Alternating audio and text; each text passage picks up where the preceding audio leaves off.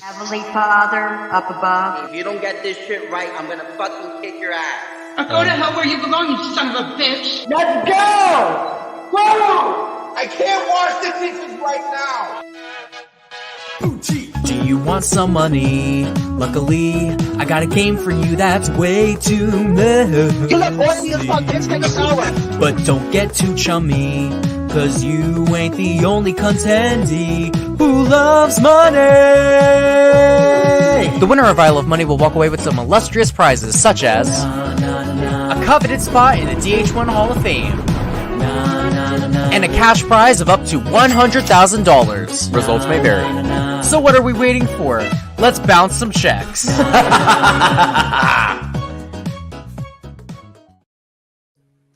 Hi everybody, and welcome back to the I Love Money exit interviews. We have our most recent eliminee. We have Jake. So Jake, what happened? Luck. Let's be real. Luck.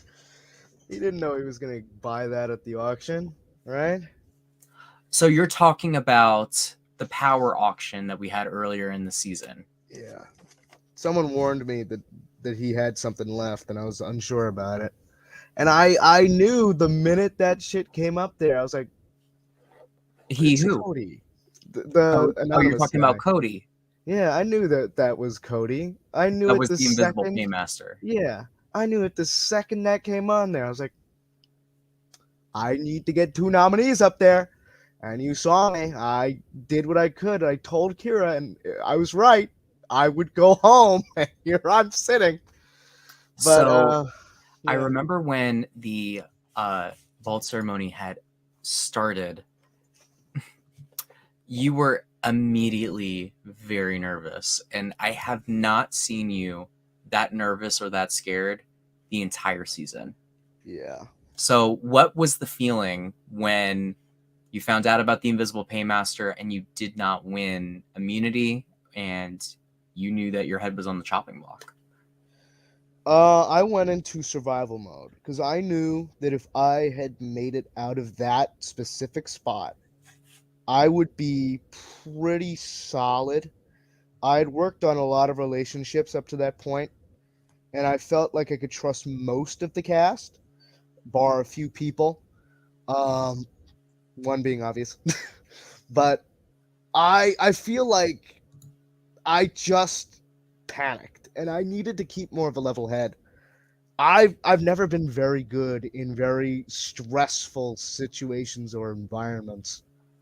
And I tried to keep composed, but when Cody started using my filibuster strategy, I was like, yep, it's game time. I gotta get someone up there.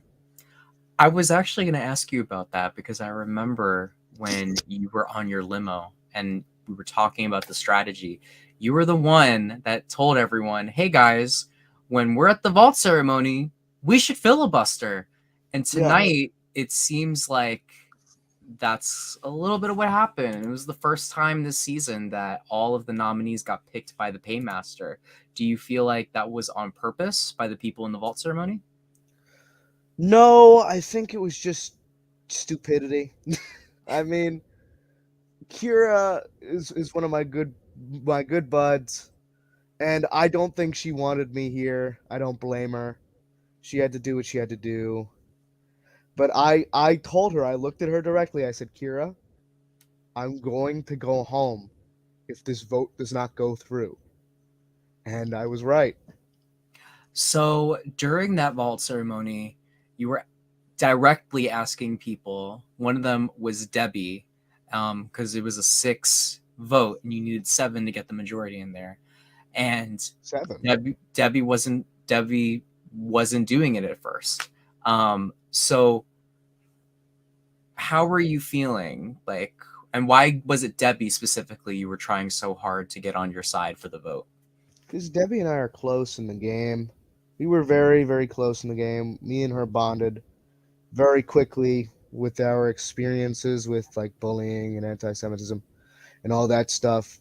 And I'm not accusing anybody of anti-Semitism in the cast. I don't think anyone at all feels that way towards Jewish people. But when the confrontation happened and Debbie got blamed, me and her went back. Like, I remember talking with her about it, and it was like, I've been in that spot, and it was made clear to me that it was because I was Jewish, and it was clear to her that some of those spots were because of because she was Jewish, and it brought me back to an incident in middle school. I'm not going to really just go into detail about it, but I was specifically excluded because they knew I was Jewish, and it just lit a fire under my ass to not They let it excluded happen you again. from what? Like discussion, class stuff. What I was doing in the class was we had an assignment to come up with like a product, and the two people in my group who I thought were friends but are not said, "How about we make a spray that makes Jews go away?" They said that to my face, and I was like, "No." And so whenever I talked, they just went, "Shh." And Do you have their name and address by any chance? No reason, you know. Just, no, unfortunately not. But I do not know. I don't know well, where they are now, but I hope that they have their cars guarded. They might find a little key in there. Anyways, so back to game. yeah, it's a game. Sorry. Back to game. So on your way out, you were saying that Cody was the invisible paymaster. So obviously you believe that to be true. Yeah, So because he had a one-on-one with me, and he was like, "Look, let's work together to get rid of the people who don't deserve to be here." And I'm like, "I'll consider it. I'm not gonna suck up. I'm not gonna be like, oh, yes, Cody, of course, Cody, anything to stay in the game, please." No, that's not who I am. You're not gonna get me to to buck up and go with you. Not happening. in I was in yeah. hindsight, do you regret maybe not taking that offer? No, if I could do it over 100 times, I would say the same thing I said over and over. I If am not sucking up. if what you're saying is true, and this really did happen, I can't confirm or deny. Mhm. Um, and you had taken the offer, do you think you would still be sitting here, or do you think it would have been one of the other two? Well, I think I'd be still sitting here. I think it was the plan from the beginning. I think what he wanted was maybe the satisfaction of beating me, or the like knowledge that he could do whatever he wanted. And I'm not going to give him that. No. So you were very adamant on never working with Cody. There was no Mhm. reality that there was nothing he could say, there was nothing he could do, even if it was strategic for you. You were Mhm. getting rid of Cody. Do you think that putting those blinders on and being so focused on him, minus whatever happened with the Paymaster, might have influenced why you're here? Maybe influenced why you were left out of the last vote you were in too. Do you think it might have not been the best decision, or do you still think it was the right move for you? It was the right move for me because he was going to target me whether I was targeting him or not. He had said in the limo, and I had heard from multiple people, that he wanted me out because he was like saying how I was so smart and I had to go. He even called me to my face evil genius after the filibuster speech that I had made. And you could tell he was onto my game very quickly, and he would have taken me out around here anyway if he had the choice, I think. Because if it's me and Cody in an endgame, I think I win. I can't be sure because of how early I got out. But if it was me and Cody in an endgame, I think I have the jury votes to win if it is a jury, just because of my social relationships that I built and how I had maintained them. I had a lot of friends in the house, and all of them, and Cody will have his chance, and I will be talking to pretty much all of them after the season.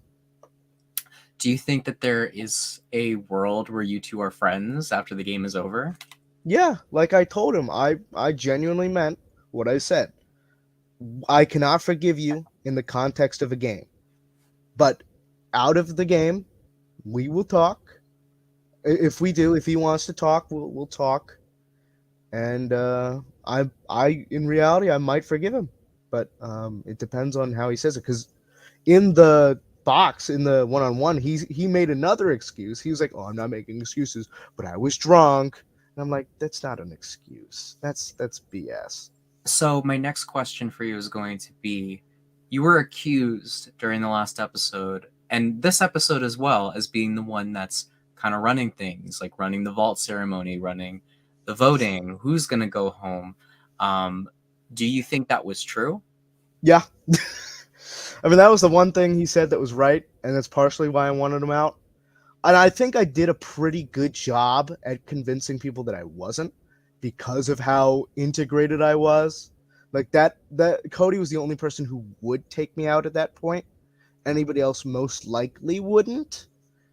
But because of how essential I was to a lot of people's games, because I was really good with Colin. Like I said, I'd saved Jarvis. Julius picked me, and that shocked everybody because it was like, oh my gosh, Julius picked him. Why would he pick him? Because me and Julius were good. Debbie and I were good. Kyra and I were good. Brandon and I were good. Pretty much everyone and I were good. Thank you. I see. Carol. I don't care. They can say whatever they want. I already know who that is in the chat. They were like, oh my gosh, let's go, Cody.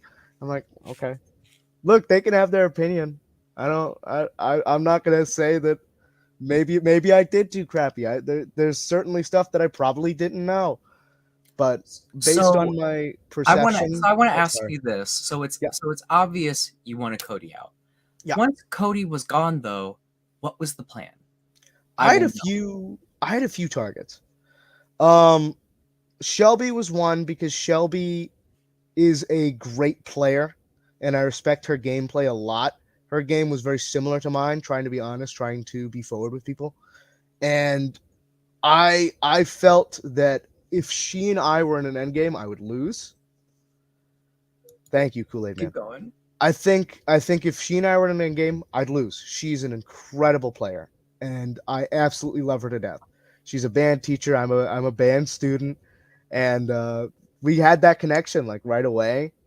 And then the Cody stuff happened, and I was like, she's targeting me. What the fuck? And we got connected up again, and we're all good. But yeah, I was also thinking Johnny, because Johnny's a very quiet player, and he's very under the radar. I love that man to death. He says good morning to me every day, and we didn't have a lot of conversations, but we talked a lot. I was able to give him some information, but he did not give me a lot of information, which is what concerned me. You can think I have an ego or what. I don't care. Which is what concerned me from his game. I was like, he's not giving me a lot. So what kind of plays can I make with him? Well, towards the end of that ceremony, it was Kyra and Johnny that were the last two people to throw names out. So, why do you think that is? Why do you think those two were the last ones to really, be engaging? Johnny, he likes to observe a lot, I think. He's similar to me because I am very observant because of a factor I'll probably say a little later. Maybe in this interview, maybe not, depending on how I feel. But Kyra, I don't know. I love her to death. She's an amazing woman, and I cannot wait to be friends with her outside of this game. But I told her if she didn't say Cheyenne, I was going home because that's the only name we could get a clear consensus on. Why do you think so many people were so hesitant to vote? Because the vote went up for Shelby, wasn't enough. Mm-hmm. Giraffe's name got thrown out, wasn't enough. Your name got thrown out, wasn't enough. It seemed like Cheyenne and Alexis were the only people were willing to vote for, and they weren't there. They were the easy option. So why do you think people are playing that way? Because they're not used to having every single thing be public. In a game like Survivor or Big Brother, your votes are anonymous, which is why I was able to take such a great leadership role, because I was willing to lead discussion, and what they wanted was something to lean on. And that was my strategy, like sort of coming into the game, was people are going to be very hesitant. to throw anyone's name out, like publicly throw them out. But if they had someone to lean on early on, they would build off of that and be more open to talking to me. And like, you know, it made sense to me at the start, at least. I mean, later on, I wanted to start pushing, like slowly going back. That was my strategy for this second quarter. Well, let me ask you. So I've seen people come into the game and win being a really big personality. In fact, I have noticed big personalities tend to win more. However, we've seen people like last season's winner, Kiana, who are not really in the spotlight that much. They can end up getting to the end and winning.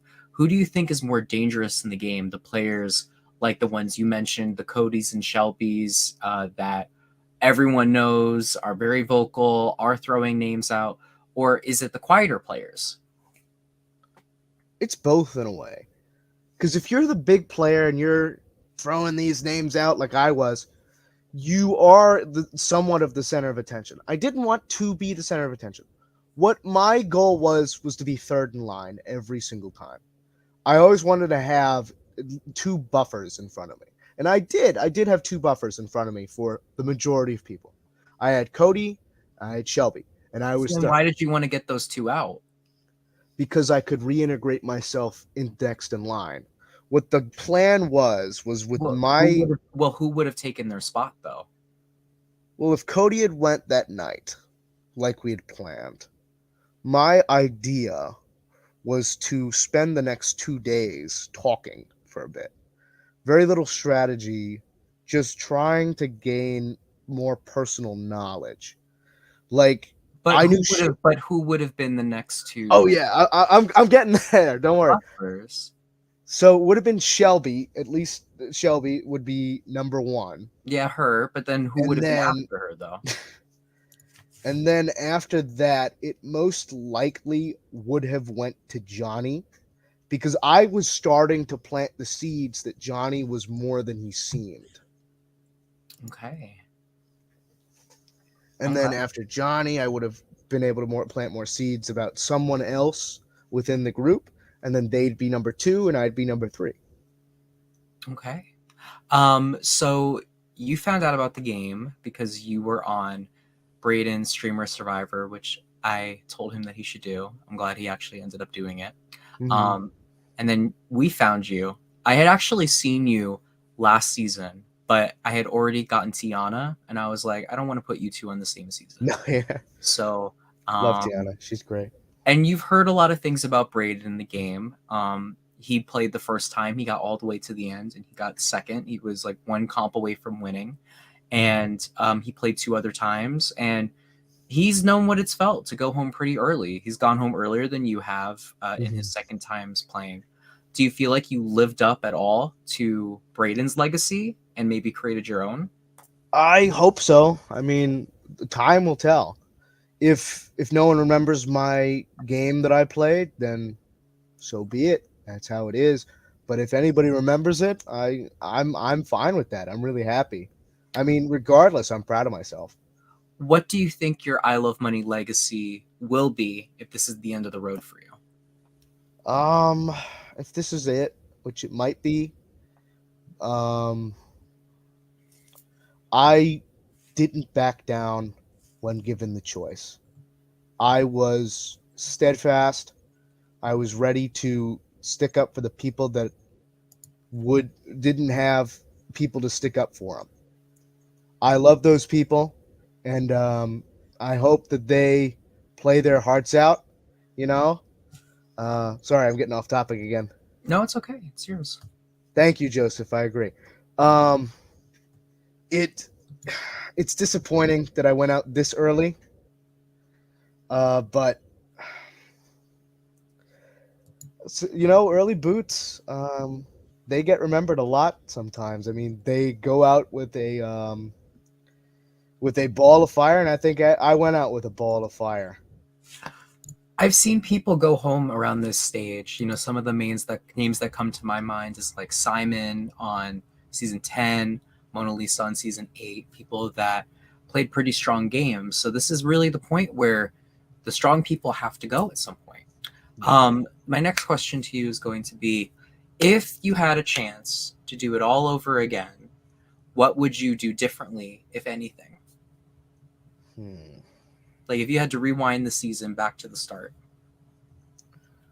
I think the thing I would change would be around the first vote when Javaris went. I would have told Alexis to get rid of Cheyenne because Javaris would have been with me a lot more than Cheyenne was. Because Cheyenne I was iffy about because of what I had heard. With Javaris, I was much more solid. Do you think that she would have listened to you and done that? I don't know. If I had more time, I think I could have convinced her. Because me and Alexis were close at that point.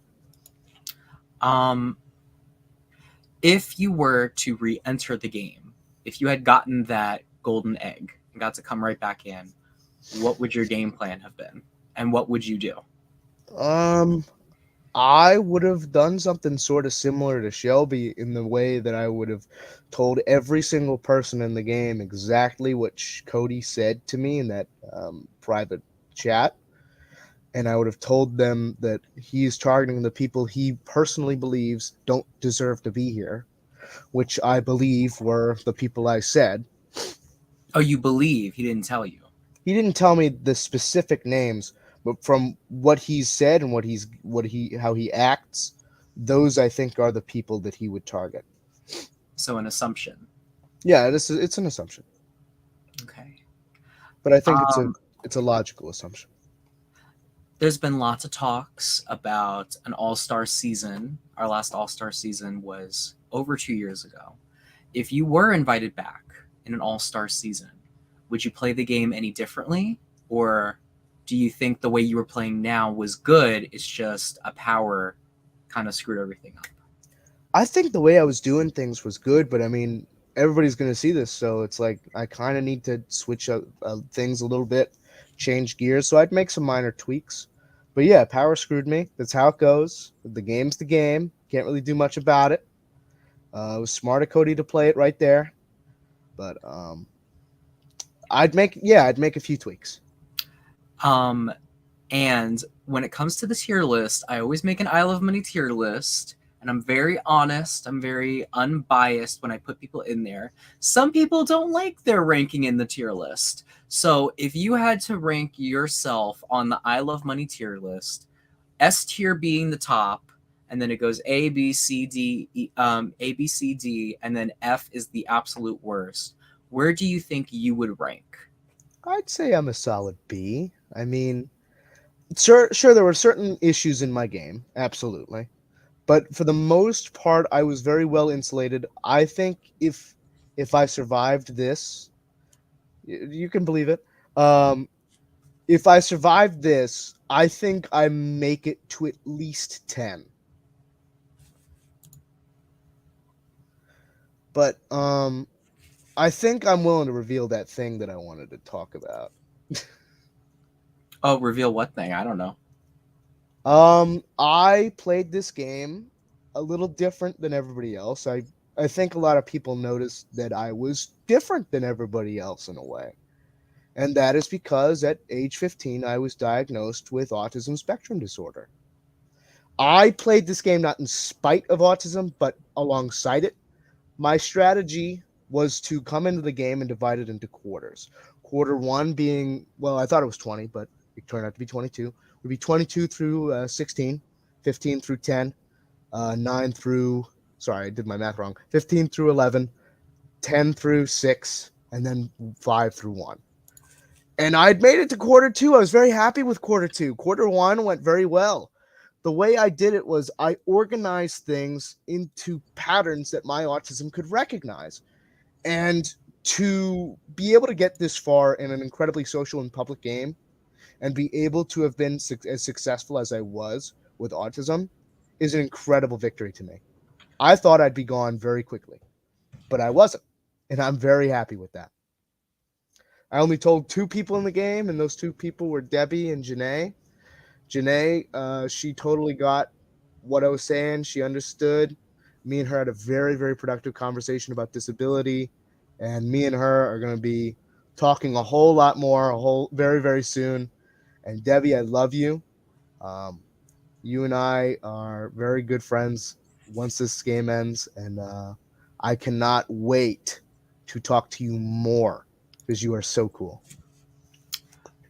That's awesome. And you'll definitely be joining the ranks of all of our amazing ASD alumni. There's some pretty heavy hitters in that category. Viewers, if you have any questions, you can send us a donation to get your question asked, or you can put some things in the chat and I'll probably answer it anyway. I'm going to look through what some of the chat is saying. Yeah. Philip Sellers says it was always about Jake. We saw Cheryl was saying earlier, why do you think the audience has that perspective of you?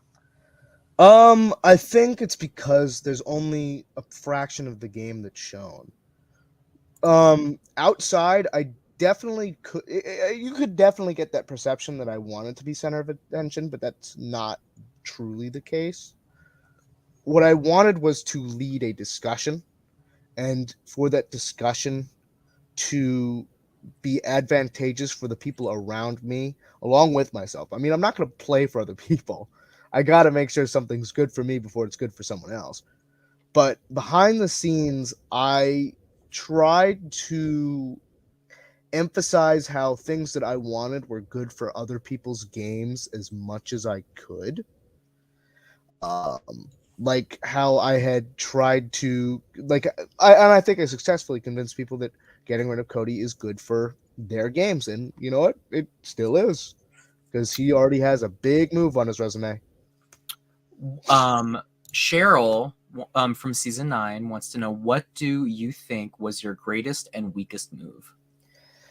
My best move. There's so many. Best move would probably be how I insulated myself within my team, and how, actually, I think you could go back to me winning that captain's competition. The way I had picked my team was in such a way that no matter if we lost, chances are my name would not be said. So I think that was my best move, was getting the Jakenators. And by the way, I did not name that. Kyra named that shit. It was funny as fuck, and we all decided to name it that. But off topic, sorry.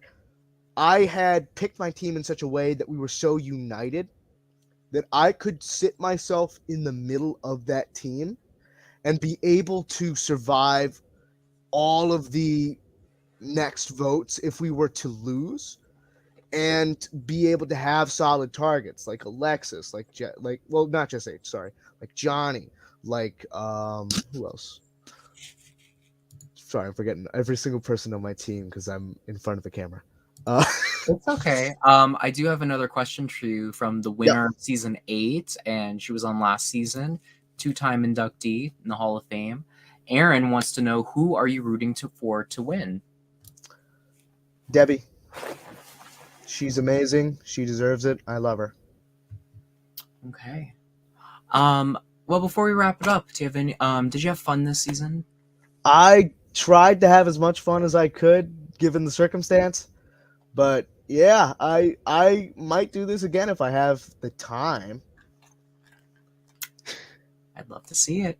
My final question is, do you have any final thoughts you want to add in there? I have a few messages for a few people. Kyra, don't beat yourself up about it. You did what you had to do for you, and I'm proud of you. Keep fighting. I love you. Brandon, you're the best, man.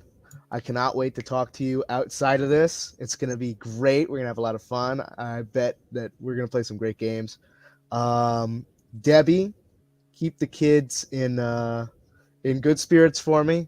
I know they'll be sad that they don't get to talk to me as much anymore, especially our card collecting boy Ethan. We love that man.